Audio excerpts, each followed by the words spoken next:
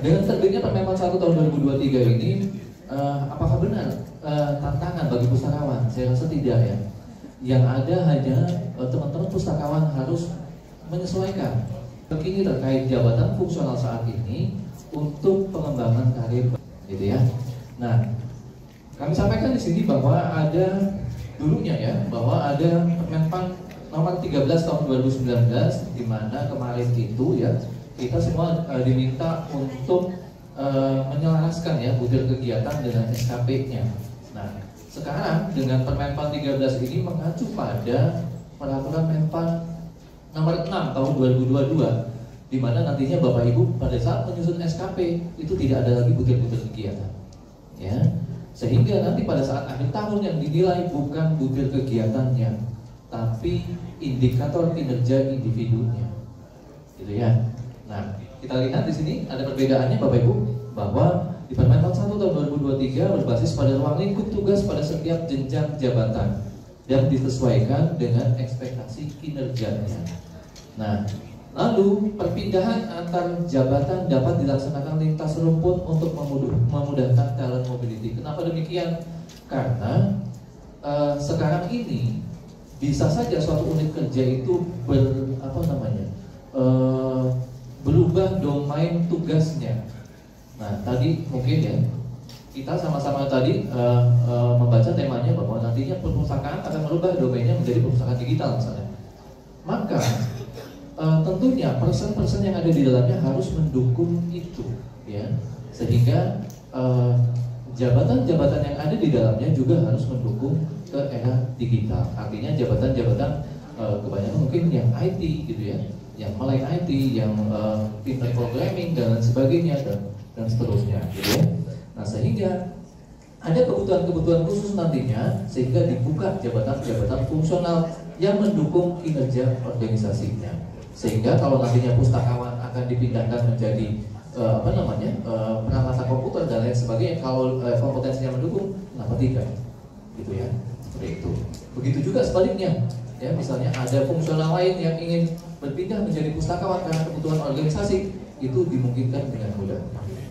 Lalu target angka kredit tahunan yang kalau kemarin di Permenpan 13 ada pustakawan ahli pertama 12,5 gitu ya, pustakawan ahli muda 25, sekarang tidak lagi menjadi target angka kredit tahunan. Ya, yang ada itu hanya sebagai koefisien pengali nantinya. Karena Bapak Ibu nantinya dinilai by SKP ya, dan SKP-nya nanti dikalikan dengan koefisiennya. Ya, kalau Bapak Ibu pustakawan muda maka predikat SKP-nya dikalikan dengan jabatannya. Pustakawan muda misalnya 25 maka 100% kali 25 dan seterusnya, gitu ya. Nah, tidak ada lagi gempa ya. Evaluasi berdasarkan hasil penilaian pemenuhan ekspektasi kinerja. Jadi Bapak Ibu yang dinilai adalah SKP-nya, ya, SKP-nya. Nah, bagaimana angka kreditnya? Nanti dari SKP tersebut akan dikonversi menjadi angka kredit, ya, menjadi angka kredit. Jadi tetap Bapak Ibu nanti pada saat mau naik pangkat, naik jabatan, ya, itu tetap membutuhkan angka kredit. Hanya saja perolehannya yang berbeda, ya. Kalau dulu memperolehnya dengan mengajukan lupa, kalau sekarang dengan mengajukan SKP-nya kepada pimpinannya. Nah, lalu di Permenpan 1, kalau di Permenpan 13 dulu ya ada ketentuan kenaikan pangkat istimewa, tapi hanya Pak untuk JPT dan struktural, JA ya, JA dan JPT. Tapi sekarang bisa untuk JF. Jadi misalnya si fungsional pustakawan nantinya ada punya inovasi gitu ya, maka dia bisa dinaikkan pangkatnya, ya, dinaikkan pangkatnya. Ada kenaikan pangkat istimewa. Lalu nantinya kami di instansi pembina Perpustakaan Nasional hanya menyusun konten pembelajaran dan menyusun strategi-strategi untuk pengembangan jabatan fungsional pustakawan. Nah, next di aturan-aturan terkini terkait jabatan fungsional yang harus Bapak Ibu ketahui adalah ini, Bapak Ibu. Next dulu, ya. Ada Permenpan RB nomor 55 dan 56 tahun 2002 tentang jabatan fungsional pustakawan dan asisten perpustakaan. ya. Kenapa saya masih menampilkan ini? Karena di sini ada uraian tugas jabatan fungsional dan asisten perpustakaan. Walaupun sebagian pasal yang ada di Permenpan 55 dan 56 itu sudah dicabut oleh Permenpan 1, tapi uraian tugasnya tidak. Jadi uraian tugas itu nanti Bapak Ibu pakai untuk sebagai referensi menyusun SKP Bapak Ibu, ya. Terutama ini bagi pimpinan-pimpinan nih, ya, yang menentukan nantinya, yang menentukan porsi teman-teman pegawainya itu ada di mana, gitu ya.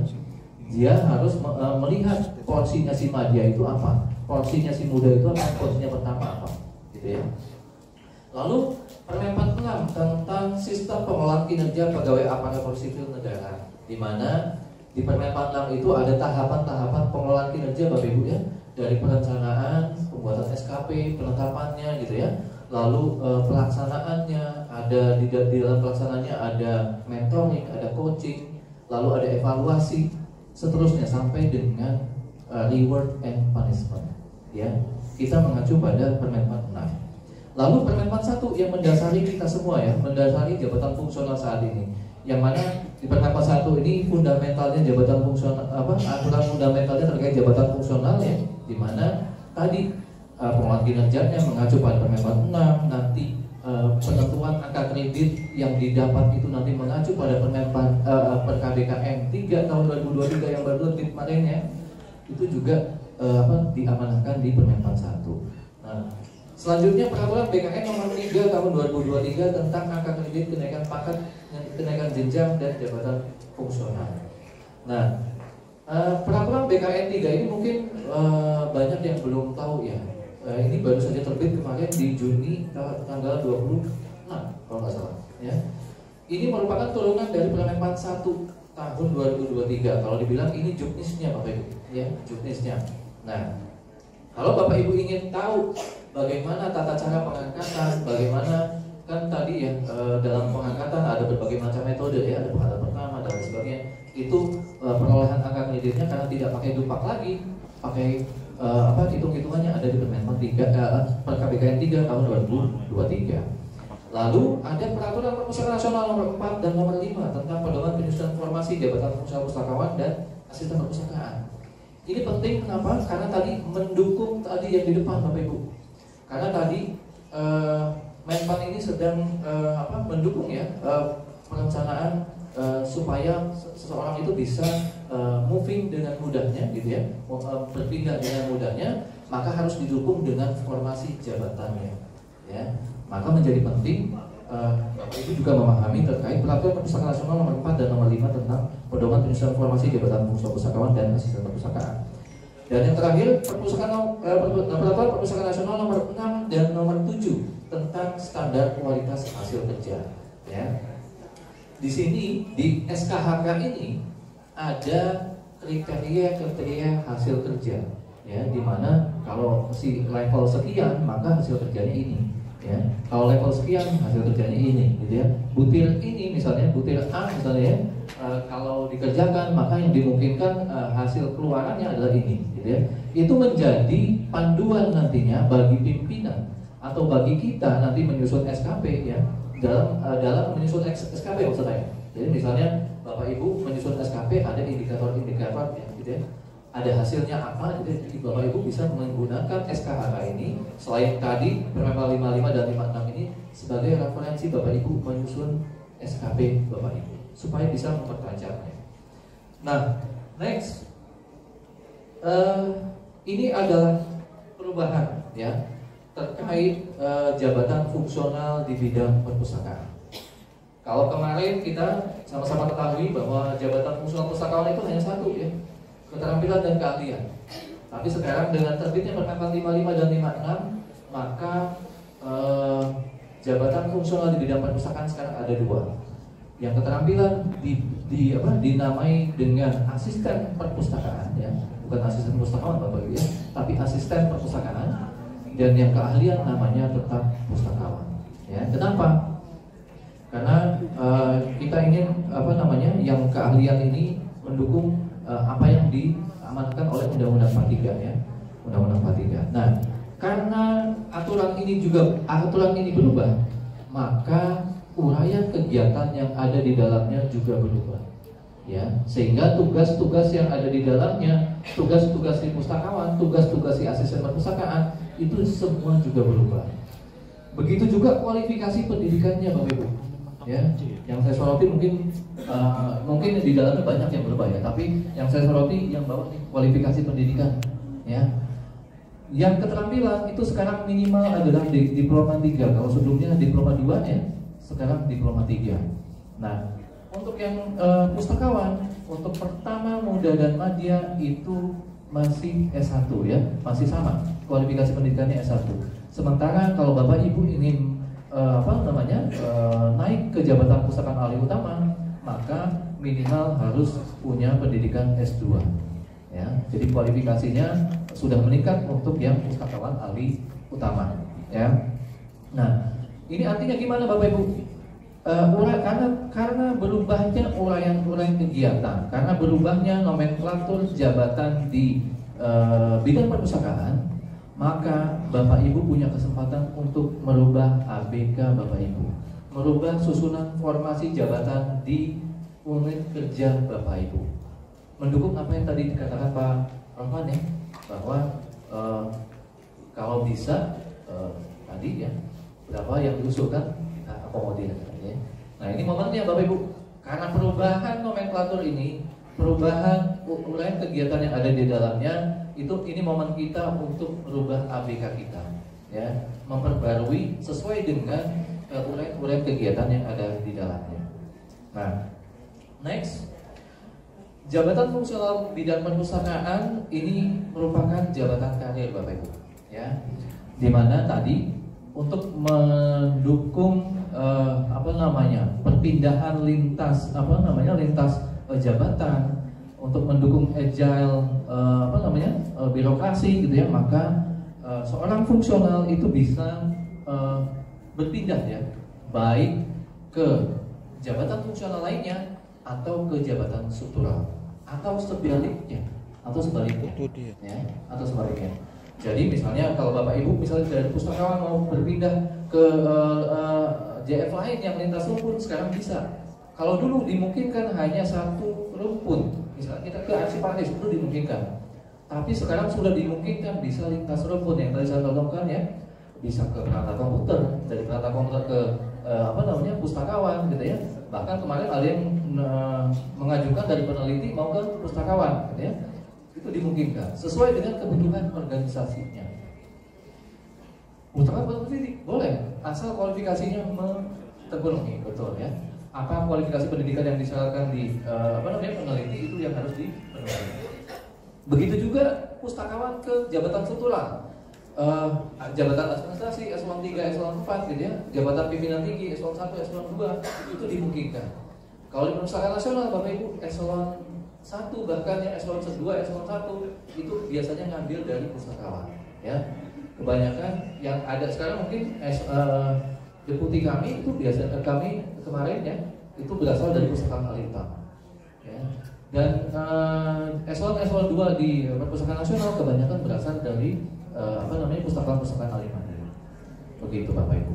Nah, begitu juga apabila Bapak Ibu sudah selesai nih tugasnya di jabatan eselon strukturalnya, bisa beralih ke jabatan pustakawan kembali gitu ya, sesuai dengan kebutuhan organisasinya. Tapi mohon dicatat, kalau Bapak Ibu ingin berpindah kembali ke jabatan pustakawan, ada batas usia perpindahannya ya, ada batas usia perpindahannya ya, nanti dijelaskan di belakang. Nah, next ya, ini adalah tata cara pengangkatan ke dalam jabatan fungsional pustakawan, di mana apabila Bapak Ibu misalnya di unit organisasi ingin mengadakan pejabat fungsional pustakawan, maka bisa dilakukan dengan 4 cara ini ya. Apakah dengan pengangkatan pertama ya, atau perpindahan dari jabatan lain, atau penyesuaian atau penyetaraan gitu ya, atau melalui promosi ya. Pengangkatan PNS dalam jabatan fungsional harus mempertimbangkan lingkup tugas organisasinya dengan kelompok keahlian, keterampilan serta kebutuhan organisasi. Artinya apabila Bapak Ibu mengadakan atau merekrut pustakawan ke dalam perpustakaan Bapak Ibu, itu harus didasari pada kebutuhan, ya, harus didasari pada kebutuhan. Balik lagi ya, formasi, ya. Kalau formasinya nggak bunyi, kalau formasinya tidak lowong, maka tidak awet. Begitu juga apabila ada yang naik jabatan, ya, sama muda madya ke utama gitu ya. Apabila jabatan di atasnya tidak lowong, formasinya tidak setia, maka tidak akan bisa naik. Ya, maka yang perlu diantisipasi pertama adalah penyusunan ABK atau pengusulan formasi ke Menpan. Next, ini saya sempat bisa diskusinya lebih panjang ya. Karena ternyata pesawat kan 15 gak apa-apa 15.45. Nah ini untuk pengangkatan pertama ya. Kalau syarat mungkin sama dengan sebelumnya ya, bahwa kalau pengangkatan pertama itu dari jalur CPNS ya, harus diformasikan ke BKN untuk direkrut oleh BKN sebagai calon CPNS yang formasinya pustakawan. Kalau pengangkatan pertama kualifikasi pendidikannya mutlak harus pendidikan ilmu perpustakaan ya. Kalau pustakawan maka dia S1 jenjangnya ya. Kalau dia keterampilan atau asisten perpustakaan maka bisa diploma 3 ya. Untuk menjadi pustakawannya maka nanti dia harus setahun dulu supaya menjadi PNS full, maka langsung bisa diangkat menjadi pustakawan ya. Kalau dulu ada yang terkatung-katung ya, formasinya pustakawan tapi sudah naik satu pangkat ke 3B ya, itu belum diangkat-angkat menjadi pustakawan. Nah sekarang regulasi yang baru, apabila dia formasinya pustakawan 1 tahun sudah diangkat menjadi PNS full, maka 1 tahun itu dia langsung bisa dilantik menjadi pustakawan ya. Bagaimana dengan angka kreditnya? Angka kreditnya dihitung dari pengangkatan pertama berdasarkan kesesuaian predikat kinerja si CPNS-nya ya. Kalau misalnya CPNS-nya mengerjakan tugas kepustakawanan selama setahun, maka predikat kinerjanya berapa, maka dikonversi menjadi angka kredit dalam 1 tahun tersebut gitu ya. Nah kalau dulu Bapak Ibu ada kewajiban diklat untuk pengangkatan pertama ya. Kewajiban diklatnya kewajiban diklat fungsional namanya. Sekarang tidak ada lagi Bapak Ibu ya. Begitu juga nanti yang perpindahan jabatan ya, tidak ada lagi CPTA ya. Itu udah sejak 2019 tidak ada lagi CPTA ya, CPTT itu tidak ada lagi. Nah pengangkatan dan pelantikan PNS nantinya bersamaan dengan pengangkatan pustakawannya, dan dalam hal PNS belum diangkat menjadi pustakawan, maka dia tidak bisa diangkat atau dinaikkan 1 tingkat di atasnya. Jadi dia tidak bisa naik pangkat ya. Artinya kalau seorang CPNS yang formasinya jabatan fungsional, baik itu pustakawan, baik itu fungsional lain, sekarang ini kalau tidak diangkat menjadi pustakawan, maka dia tidak akan bisa naik pangkat ya, kecuali dia sudah diangkat ke dalam jabatan tersebut sesuai dengan formasi jabatannya. Next, kita masuk ke perpindahan dari jabatan lain. Di Permenpan 1 tahun 2023, di perpindahan jabatan lain itu terbagi 2 Bapak Ibu ya. Ada perpindahan dalam kelompok jabatan fungsional, nantinya dari JF ke JF gitu ya, atau perpindahan antar jabatan. Perpindahan antar jabatan tadi ya, dari struktural ke fungsional, dari pelaksana ya, pelaksana itu clerk, teknisi dan administratif ya, itu ke jabatan fungsional atau sebaliknya gitu ya. Nah untuk perpindahan dari jabatan lain, kualifikasi pendidikannya tidak harus pustakawan ya. Jadi kalau ada teman-teman Bapak Ibu yang sudah PNS dan mau beralih ke pustakawan, silakan ya, silakan. Kualifikasi pendidikannya tidak harus pustakawan. Lalu tidak harus pustakawan, tidak harus ilmu perpustakaan maksud saya ya. Tapi ada syarat lulus uji kompetensi dan nilai prestasi kerjanya harus bernilai baik dalam 2 tahun terakhir, dan harus berpengalaman dalam 2 tahun terakhir, atau punya pengalaman 2 tahun deh ya, kumulatif ya, kumulatif saya, bukan 2 tahun terakhir tapi kumulatif ya, bisa setahun kemarin sudah baru disambung lagi itu boleh, silakan. Nah ini yang saya bilang tadi ya, kalau Bapak Ibu ada dari pelaksana atau dari struktural mau beralih kembali ke jabatan fungsional, maka ada batas usia perpindahannya, ya. 53 tahun bagi pustakawan ahli pertama dan ahli muda, ya. 55 tahun bagi yang mau menduduki madya, 60 tahun bagi yang mau menduduki utama, dan 63 tahun bagi yang mau berpindah dari jabatan fungsional utama lainnya ke jabatan utama pustakawan. Ya, misalnya ada arsiparis utama gitu ya, mau pindah ke pustakawan, maka dia bisa pindah kalau umurnya di bawah 63 tahun, ya. Karena BUP-nya pustaka kan atau utama kan 65 ya, 65. Jadi harus 2 tahun sebelumnya, gitu ya. Maka untuk usulannya harus 1 tahun sebelum batas usia ini, ya. Tidak boleh mepet-mepet, ya. Kalau udah mepet biasanya langsung ajuin, ya, tidak boleh. Jadi harus 1 tahun sebelum batas usia. Next. Nah, bagaimana dengan perpindahan dalam kelompok jabatan fungsional? Artinya misalnya dari Bapak Ibu ya, dari pustakawan mau ke arsiparis, dari arsiparis mau ke pustakawan misalnya. Perpindahan untuk JF ke JF, maka angka kreditnya adalah angka kredit terakhir di JF-nya, ya. Begitu juga jabatannya. Misalnya tadi ya, jabatan arsiparis muda ya misalnya, angka kreditnya 300. Maka kalau dia berpindah ke pustakawan, maka jadi pustakawan muda, angka kreditnya 300. Ya, wajib hukum, tetap wajib hukum, ya. Karena sekarang apapun itu, kalau dia mau menduduki satu jabatan harus uji kompetensi, ya. Even itu ke jabatan struktural pasti ada ini, ada tryout, ya. Lalu next slide. Ini adalah perpindahan antar jabatan, ya.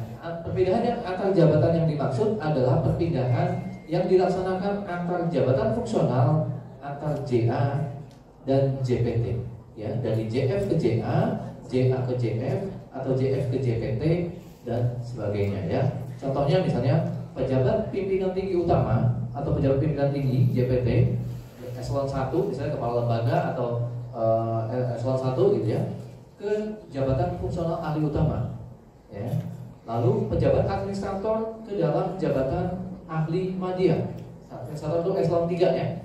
Lalu pejabat pengawas eselon 4 ke jabatan ahli muda. Lalu pejabat pelaksana ke dalam jabatan ahli pertama, ya. Jadi kalau Bapak Ibu ada PNS di tempatnya yang jabatannya pelaksana atau fungsional umum kalau dulu namanya, ya. Kalau menjadi pustakawan walaupun nantinya pangkatnya sudah tinggi, itu tidak bisa setara. Kalau sebelum peraturan BKN ini kemarin ya, aturan BKN ini terbitnya 26 Juni Bapak Ibu. Ke belakang itu masih bisa Bapak Ibu. Jadi kalau ada golongan 4A mau beralih ke pustakawan, maka dia langsung hadiah. Hampir sama dengan in passing ya, jadi setara. Tapi sekarang Bapak Ibu tidak bisa.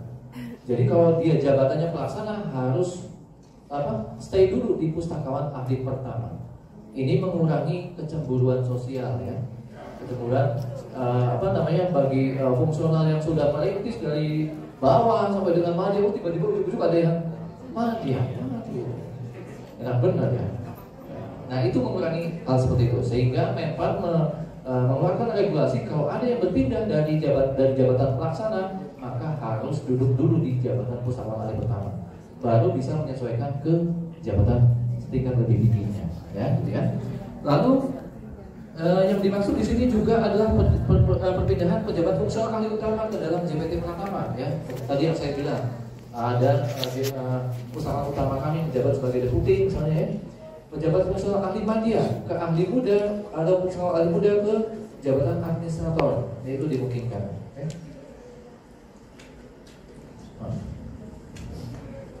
Nah, untuk yang A, B, C sampai D itu akan diberikan angka kredit, ya. Angka kreditnya di mana? Nanti ada tabelnya Bapak Ibu. Ada ketentuannya di peraturan BKN nomor 3 tahun 2023, ya, sebagai juknisnya Menpan 1, ya. Lalu perpindahan tersebut dapat dilaksanakan dalam satu atau lintas rumpun klasifikasi jabatan sehingga Bapak Ibu bisa berpindah sesuai dengan kebutuhan.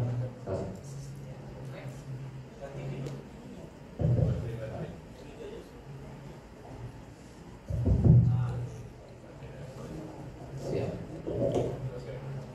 Ya. Nah, next. Selanjutnya Bapak Ibu.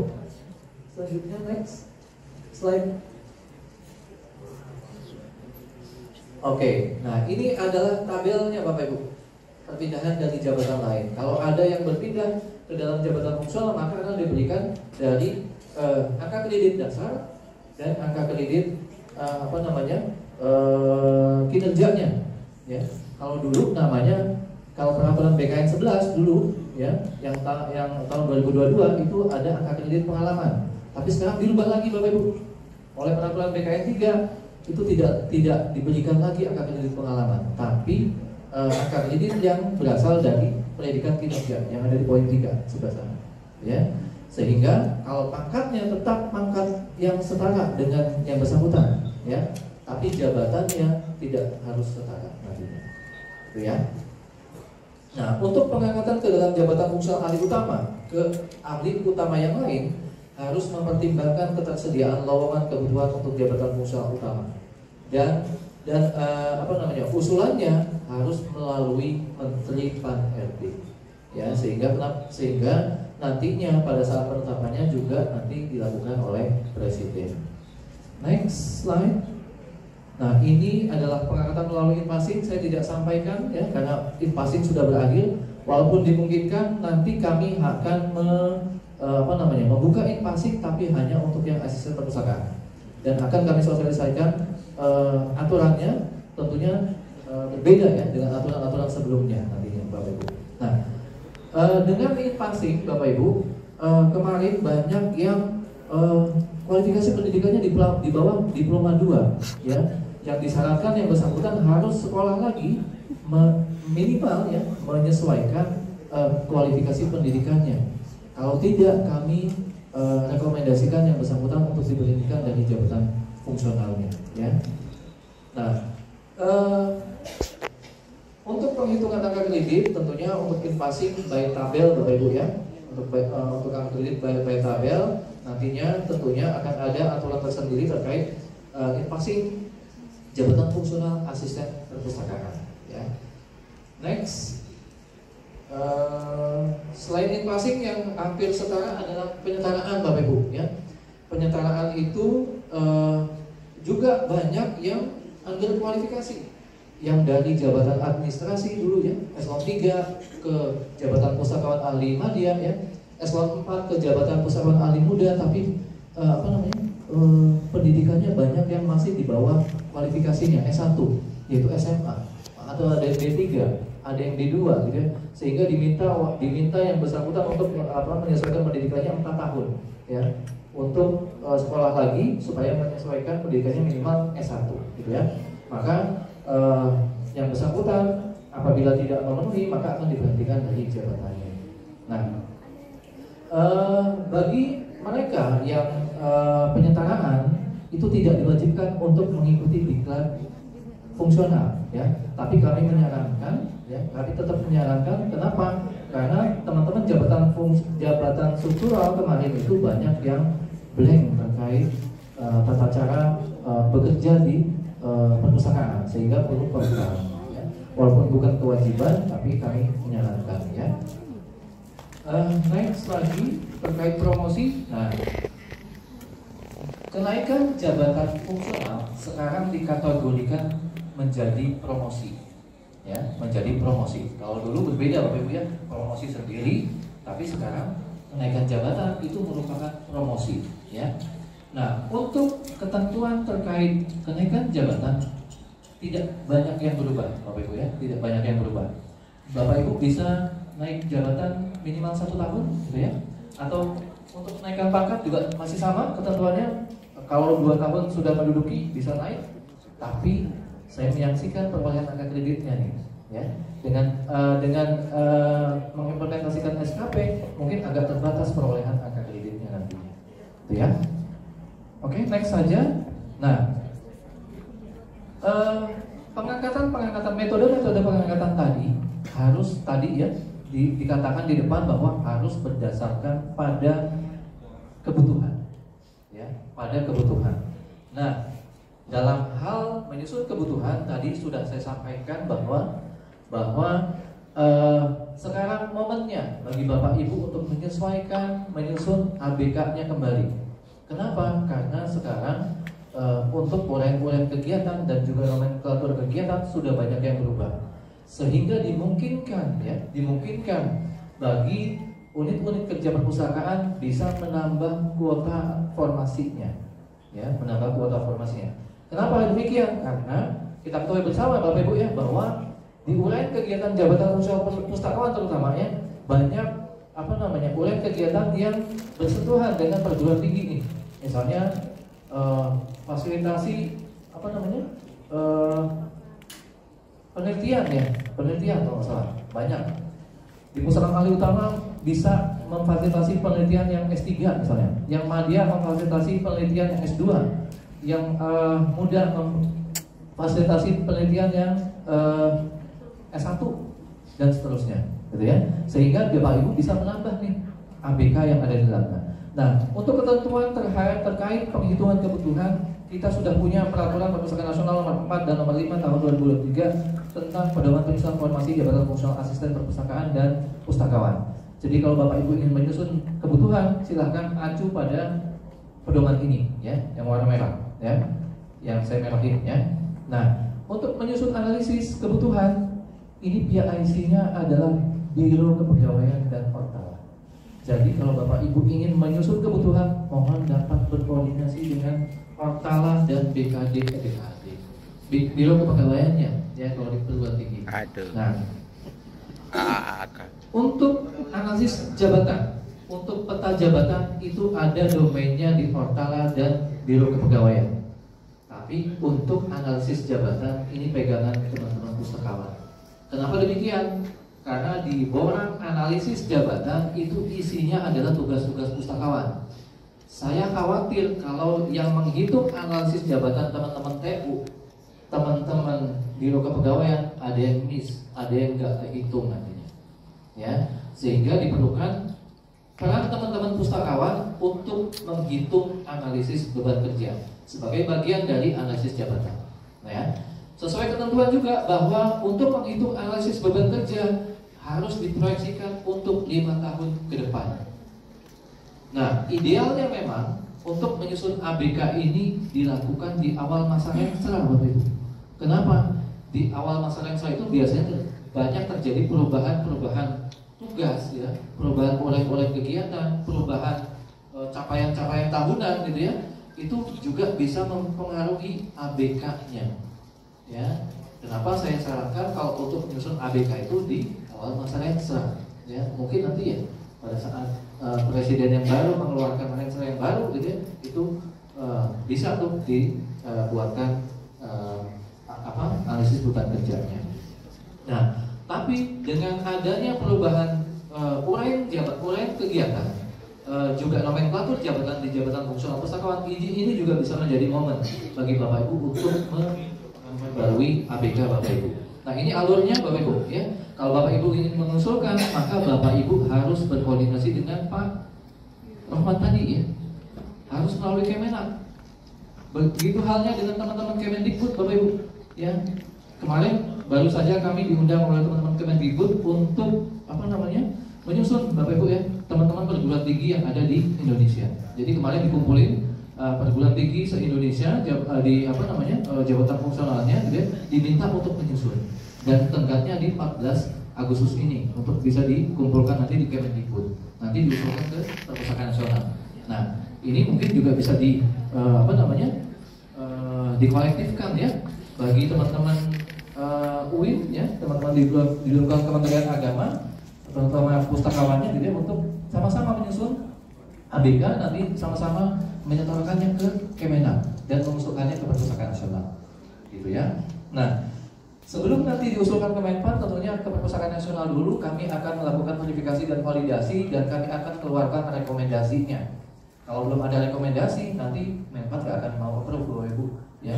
Nanti kami rekomendasikan, kalau sudah rekomendasikan baru diusulkan seluruhnya ke Menpan. Ya, berikut ABK-nya, rekomendasi dari kami, berikut juga data-datanya, ya, data-datanya.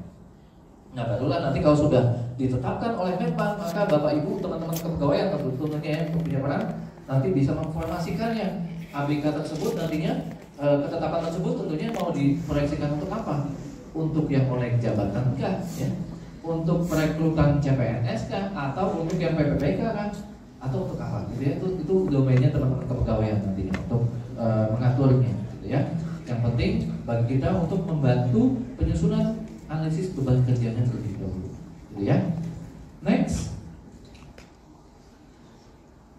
Nah, dalam menyusun kebutuhan tadi ya, ada proyeksi kebutuhan 5 tahun ke depan. Ini Bapak Ibu caranya ya. Misalnya ya, kalau Bapak Ibu melihat tahun pertama, tahun kedua, tahun ketiga, sampai dengan tahun kelima, kalau ada perubahan, nanti balik ke lagi di 1 tahun yang sangat signifikan, maka Bapak Ibu harus antisipasi di tahun pertama. Harus diantisipasi di tahun pertama. Karena apa? Karena usulan kebutuhan itu di tahun pertama, tidak di tahun sebelumnya, tidak tahun selanjutnya. Kalau tahun selanjutnya mungkin nantinya hanya sebatas revisi penyesuaian ABK saja nantinya, gitu ya, penambahan, dan itu pun agak susah, ya. Kenapa? Karena kalau tidak ada penambahan uraian tugas atau perubahan struktur organisasi dan lain sebagainya, mustahil ABK itu bisa berubah, gitu ya. Nah, ini dicontohkan misalnya di tahun kita nyusun di tahun 2020, gitu ya. Di tahun 2022 ada penambahan program misalnya, program D misalnya, yang sangat signifikan untuk menambah beban kerja. Maka itu harus diantisipasi di tahun 2020-nya, gitu ya. Nah, misalnya saja Bapak Ibu di tahun berapa gitu ya, membangun perpustakaan, tentunya bangun gedung perpustakaan baru, tentunya harus ada isinya, gitu ya, harus ada isinya, harus ada yang mengelolanya, dan itu harus diantisipasi seperti itu. Nah, maka menjadi penting Bapak Ibu dalam melakukan penyusunan ABK itu mengacu juga pada Renstra-nya, ya, pada Renstra-nya, sehingga nantinya Bapak Ibu akan bisa memproyeksikan kebutuhan-kebutuhan yang ada di Renstra agar sesuai dengan kebutuhan tenaganya, gitu ya. Nah, ini ada faktor yang menjadi pertimbangan penambahan formasi Bapak Ibu.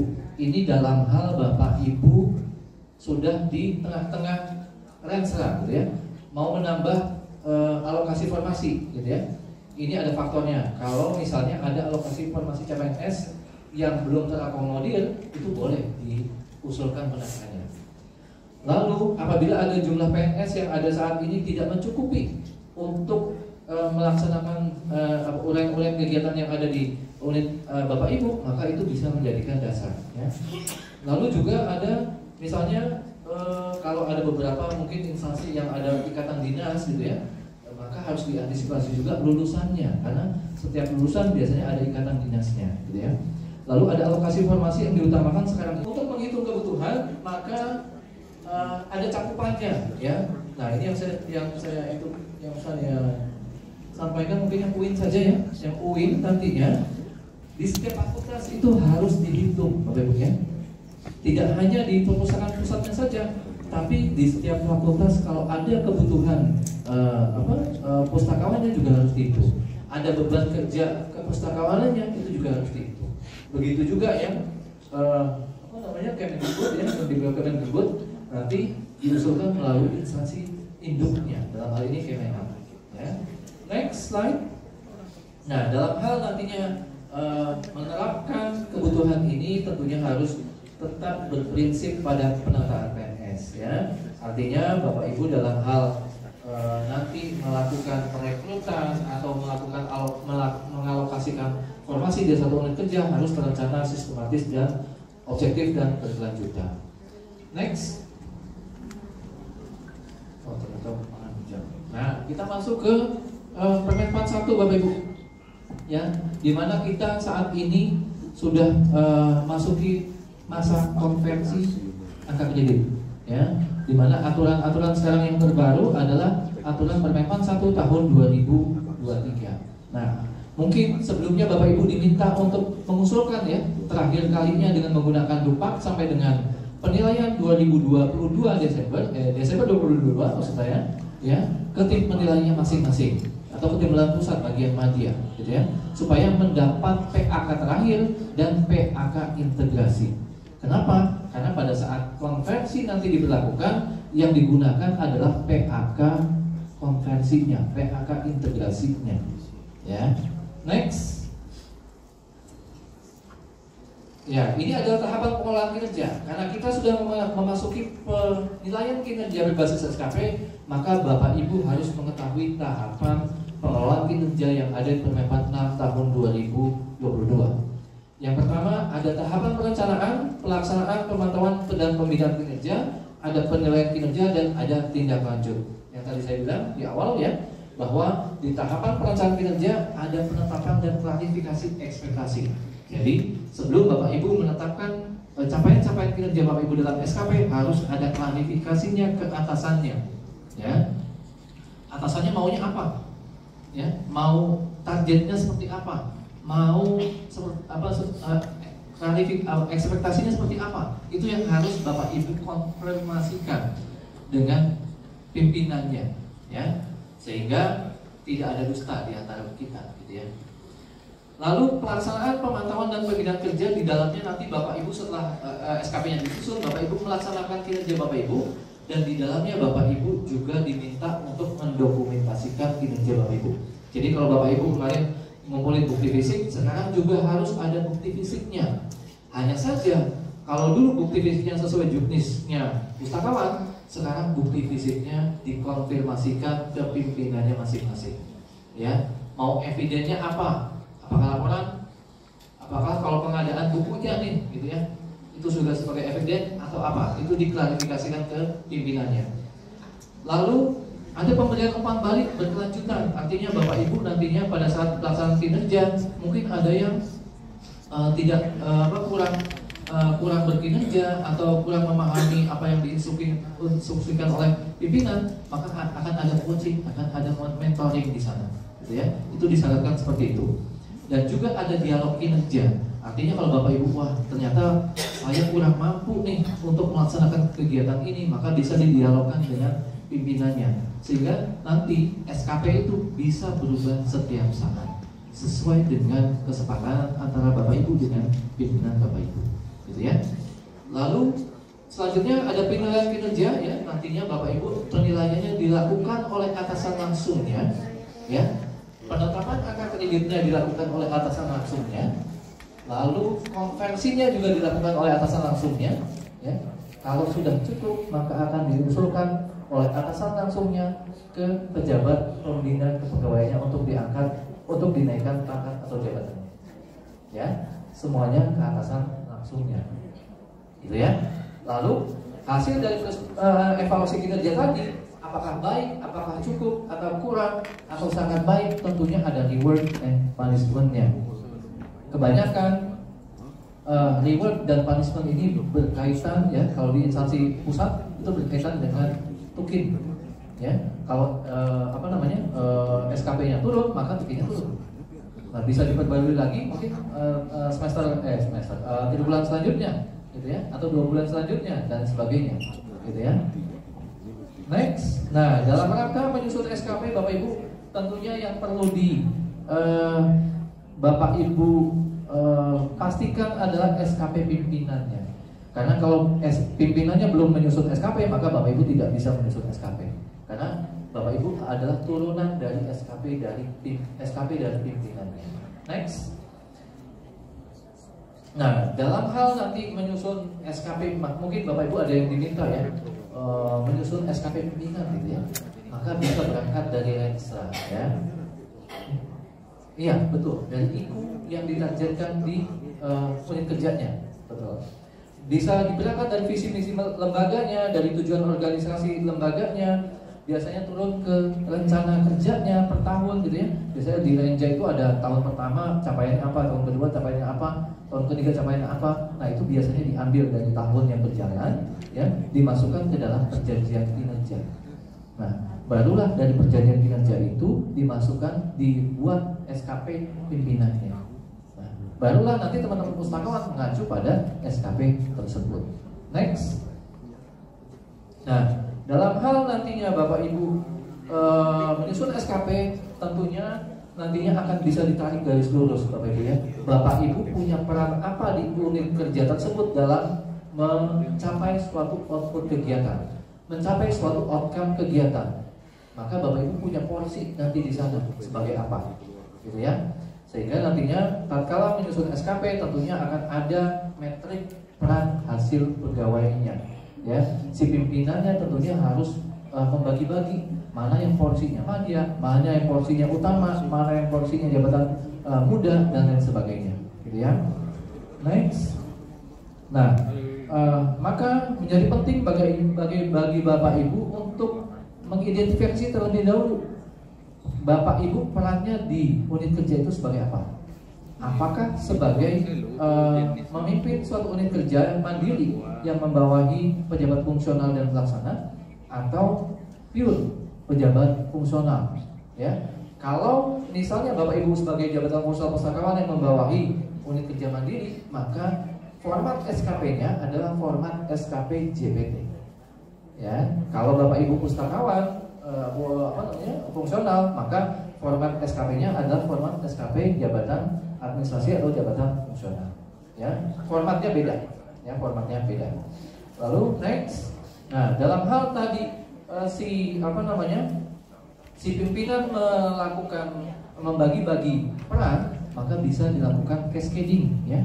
Ada beberapa metode cascading, ada direct cascading, ada non direct cascading, ya.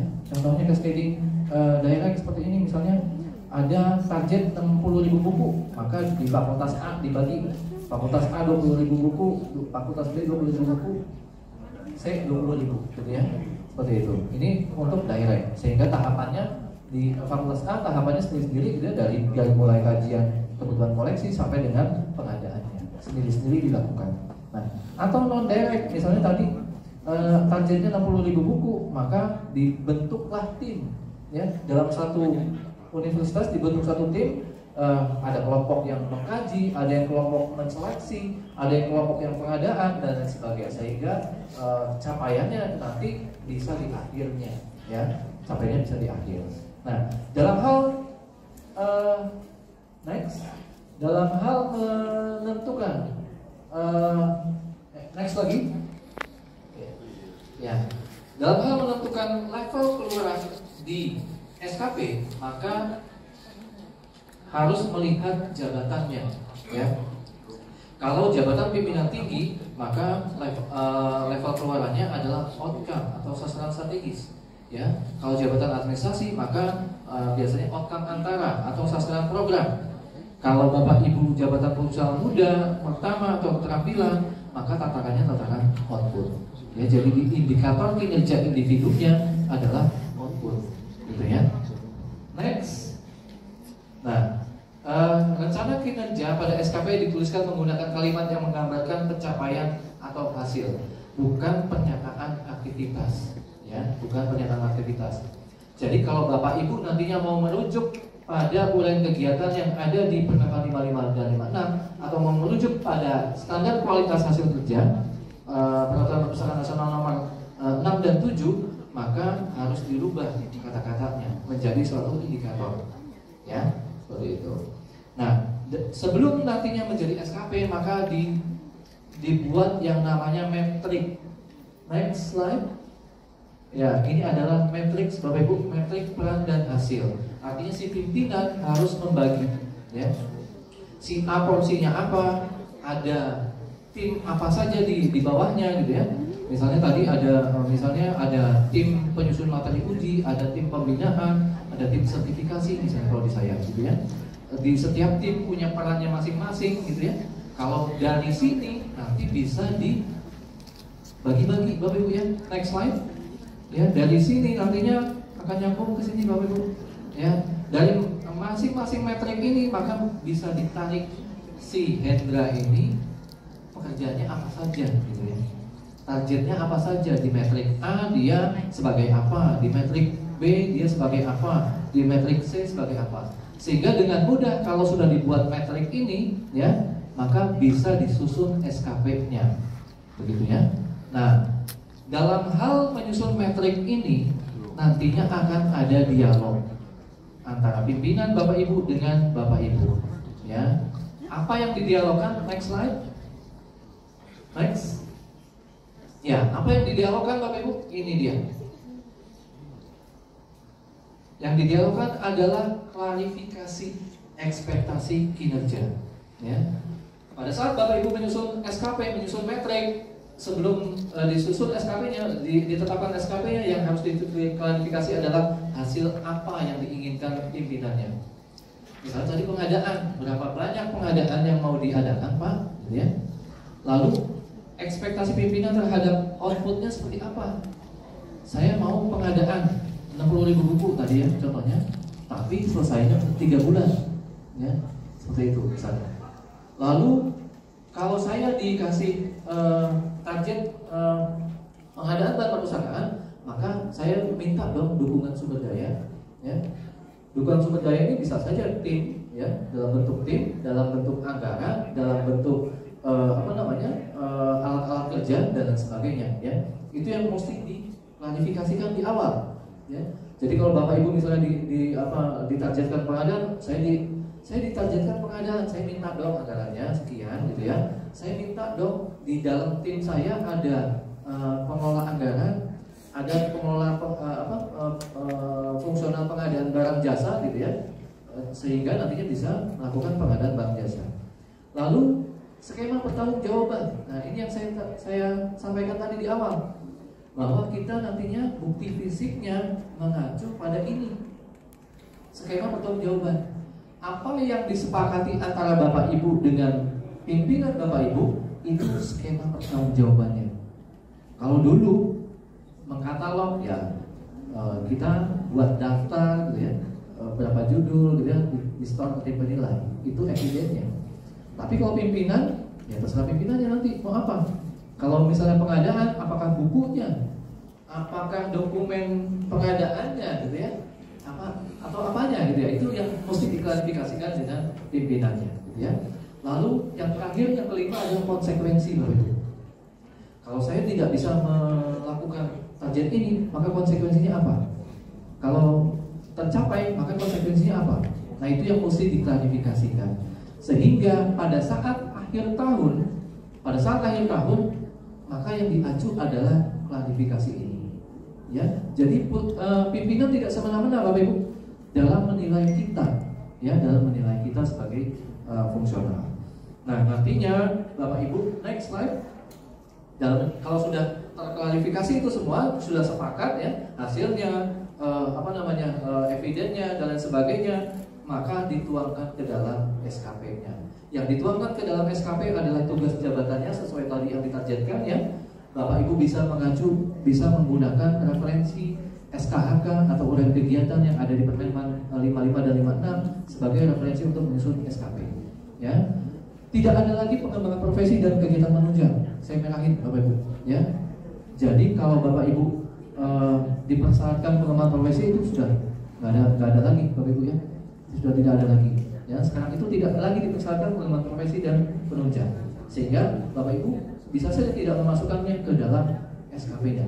Mungkin kalau Bapak Ibu yang rajin nulis, itu bermohon kepada pimpinannya untuk menjadikan itu sebagai target tambahan, ya, sebagai tugas tambahan, itu boleh.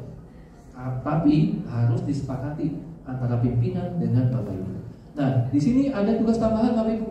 Bapak Ibu juga bisa nantinya mengerjakan tugas lain di luar tugas kepustakawanan, ya, karena ini base-nya SKP, maka tugas-tugas lain itu juga harus diklarifikasikan ke pimpinannya, dan tentunya harus sesuai dengan kompetensi Bapak Ibu dan harus sesuai dengan tujuan organisasi yang ada di tempat Bapak Ibu bekerja, ya, tidak boleh keluar, ya, walaupun itu tugas tambahan, ya. Next. Nah, ini dia target angka kredit tahunan yang kemarin di Permenpan LP 13 ya, sekarang menjadi koefisien pengalih, ya. nanti ini menjadi pengali dari capaian SKP yang Bapak Ibu peroleh. Next slide. Nah, untuk bagaimana angka kredit Bapak Ibu bisa peroleh dengan capaian SKP, ya, ini dia. Evaluasi kinerja nantinya dapat dilaksanakan secara periodik. Artinya Bapak Ibu bisa dilakukan 3 bulanan atau sebulanan atau semesteran atau minimal 1 tahun. Jajan. Ya. Nah, dari evaluasi tadi ada predikat kinerjanya, Bapak. Jajan. Ya, predikat kinerjanya bisa sangat baik, bisa cukup, kurang, sangat kurang. Ya, kalau sangat baik itu bernilai 150%, kalau baik bernilai 100%, dan seterusnya. Ya, nah kalau misalnya Bapak Ibu punya, misalnya sudah selesai kuliah, ya, punya ijazah setingkat lebih tinggi, ya, catatannya setingkat lebih tinggi, itu boleh bisa diakui 25%. Ya, di luar dari capaian predikat kinerja, jadi bisa tambah. Ya, kalau capaian kinerjanya misalnya 100%, dia misalnya usaha muda nih, usaha muda dapat 100%, maka ya 100 kali 25, dapatnya 25. Kalau dia udah selesai S2 misalnya dapat ijazah, tambahan lagi 25%, ya, dapat 25 kali kredit, gitu ya. Nah, evaluasi kinerja tahunan ditetapkan dalam predikat kinerja dan penetapan predikat kinerja dilakukan oleh pejabat penilai kinerja. Dalam hal ini adalah atasan Bapak Ibu. Ya, next. Nah, ini adalah tabel yang ada di Permen 41 tahun 2023, Bapak Ibu. Ini adalah tabel konversi, ya. Ini adalah tabel konversi. Kalau Bapak Ibu nilainya baik, Bapak Ibu di Pusaka Alim Muda, maka dapatnya 25. Ya, kalau Madya bernilai baik, maka dapatnya 37,5. Gitu ya. Kalau sangat baik ya dapatnya 56,25 dan seterusnya. Gitu ya. Nah, hasil konversi ini nantinya dituangkan ke dalam form konversi. Next slide. Nah, ini form konversinya. Bapak Ibu bisa lihat di peraturan BKN 3 tahun 2023. Ya, ini form konversinya. Ya, tahun berapa? Dia tahun 2023. Misalnya Pusaka Alim Muda, koefisiennya per tahun 25. Dia capaian SKP-nya baik. Ya. Maka angka kredit yang didapat adalah 100 dikali 25 sama dengan 25 angka kredit. Ya, next slide. Nah, ini kalau penilaian SKP-nya periodik, misal 3 bulanan, ya, maka harus diproporsikan, ya, diproporsikan. Karena capaian tahunannya 25, maka kalau 3 bulanan, kalau dia baik dapatnya 6,25. Gitu ya, 6,25. Nah, keuntungannya kalau periodik bisa saja setiap 3 bulan ini berbeda. Ya, bisa jadi untung, bisa jadi rugi nih. Ya, kalau untungnya kalau ada salah satu bernilai sangat baik, ya, bernilai sangat baik, maka bisa sedikit menambah capaian angka kreditnya. Ketimbang tahunan, ya, kalau tahunan sudah gelondongan, misalnya 100%, maka langsung setahun itu dapatnya 25, gitu ya. Next. Nah, ini, ya, ini ada di surat edaran Menpan. Pimpinan dalam rangka menentukan predikat tadi baik, sangat baik, cukup, kurang, gitu ya, mengacu pada predikat unit kerjanya. Ya, kalau misalnya suatu unit perpustakaan sudah dinilai nih, perpustakaannya dinilai baik, ya, maka yang dapat predikat baik di dalamnya, misalnya di satu perpustakaan ada 20 pegawai, maka 70% dari 20 pegawai itu bernilai baik, dapat dikasih bernilai baik, ya. Dan dimungkinkan ada yang sangat baik, ya. Dan harus ada yang butuh perbaikan, dan harus ada yang capaiannya kurang, dan harus ada yang dimungkinkan sangat kurang, ya. Jadi nih, ya, dukunglah apa yang ditargetkan oleh pimpinan, dukunglah apa yang ditargetkan oleh unit kerjanya, sehingga nanti akan berpengaruh pada capaian individu kita. Hidup bos. Ya. Jadi kalau tadi predikatnya istimewa, maka maksimal 70% di tadi ya. Kalau istimewa, maka yang dapat sangat baik di pegawainya di 70%-nya adalah sangat baik. Selain itu maka bisa baik, bisa butuh perbaikan, bisa kurang, bisa sangat kurang, gitu ya. Kalau cukup, maka yang dapat sangat baik itu 10%, ya. Yang dimungkinkan baik boleh ada, tapi yang butuh perbaikan harus minimal 60%. Ya. Dan dimungkinkan juga harus ada yang berpredikat kurang dan ada sangat kurang. Ini ada SE-nya di Menpan RB nomor 3 tahun 2023, ya. Jadi semua angka kredit berbasis integrasi, ya, karena kita kan semua sudah diintegrasikan ya PAK-nya ya. Nah, kita nanti ke depan itu pakainya angka kredit integrasi, ya. Sehingga kalau Bapak Ibu ingin naik pangkat, naik jabatan, acu pada tabel ini, ya. Kalau mau naik ke utama maka butuhnya 450, ya. Untuk 4A, 4B, 4E maka untuk kenaikan pangkatnya butuhnya 150, gitu ya. 4C maksudnya tadi. Next. Nah, untuk kenaikan pangkat fungsional, ya, apabila Bapak Ibu sudah cukup angka kredit nih, ya. Ini slide terakhir ya, slide terakhir.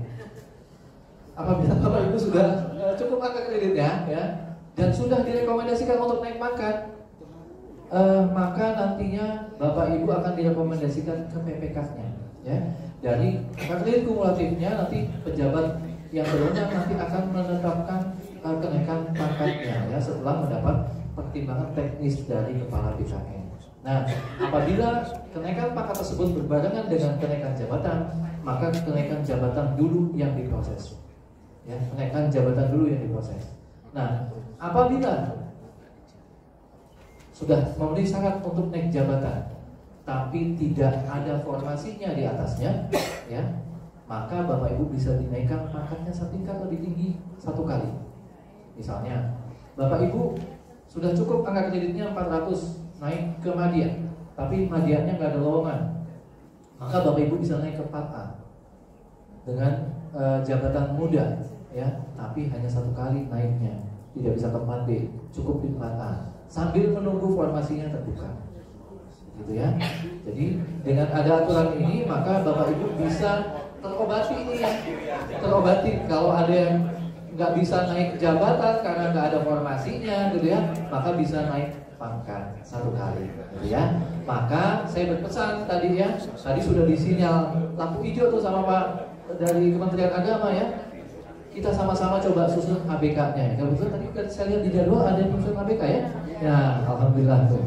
Nah ya, bisa dipromos secara baik ya untuk ABK-nya, nanti bisa diusulkan ke Kemenak, nanti kita bisa sama-sama validasi gitu ya, apakah kebutuhan itu memang benar-benar ada atau tidak, gitu ya. Yang jadi bahan pertanyaan saya adalah ketika bisa kita melaksanakan tugas itu kan ada SKP. SKP itu kan mengacu kepada pimpinan kita. Kalau saya berarti mengacu kepada Kabak. Ya. Nah kemudian dalam butir-butir kegiatan itu kan ada yang belum yang tidak mungkin ya, atau belum, atau mungkin